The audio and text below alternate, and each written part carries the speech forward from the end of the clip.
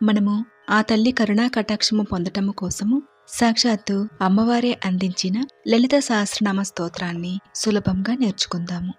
లలిత సహస్రనామ స్తోత్రంలో మనము ముఖ్యంగా తెలుసుకోవలసినవి పదాలని విభజన చేయటము. ఈ స్తోత్రములోని ప్రతి శ్లోకము 16 అక్షరాలతో కూడి ఉంటుంది. ఈ 16 అక్షరాల శ్లోకంలో విడదీసి చదువుకోవలసిన నామాలేవి, మొత్తంగా కలిపి ఒకటిగా చదవాల్సిన నామాలేవి అనేవి మనం తెలుసుకోవాలి. విడిగా చదవాల్సిన నామాలను కలిపి చదవాల్సిన నామాలను విడిగా చదువుకున్న నామాలలోని పూర్తి అర్థమే మారిపోతుంది. విడిగా చదవాల్సిన పదాలను మనసులో విభజించి బయటికి ఒకటిగా పలకవచ్చు. కానీ 16 అక్షరాలు కలిపి చదవాల్సిన నామాలను మాత్రము విడగొట్టుకొని అస్సలు చదవకూడదు. నేర్చుకున్నప్పుడు కలిపి చదివినా విడిగా చదివినా సాధన చేసేటప్పుడు ఎటువంటి దోషము ఉండదు. పారాయణ చేసినప్పుడు మాత్రము తప్పులు లేకుండా పూర్తిగా నేర్చుకొని పారాయణ చేసుకోవాలి. ఈ స్తోత్రము భక్తి మరియు శుచి శుభ్రతగా ఉన్నప్పుడు మాత్రమే పారాయణ చేయాలి. అమ్మవారిపైన భక్తి లేనప్పుడు ఈ స్తోత్రాన్ని పఠించిన ఎటువంటి ఫలితము ఉండదు.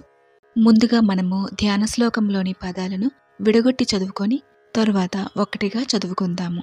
సింధూరారుణ విగ్రహాం త్రినయనాం మాణిక్య మౌలిస్ఫురత్ తారానాయక శేఖరాం స్మితముఖీం ఆపీన వక్షోరుహాం పాణిభ్యాం అలిపూర్ణ రత్న చరణాం రక్తోత్పలం బిభ్రతీం సౌమ్యాం రత్నఘటస్థ రక్తచరణాం ధ్యాయేత్ పరామంబికాం.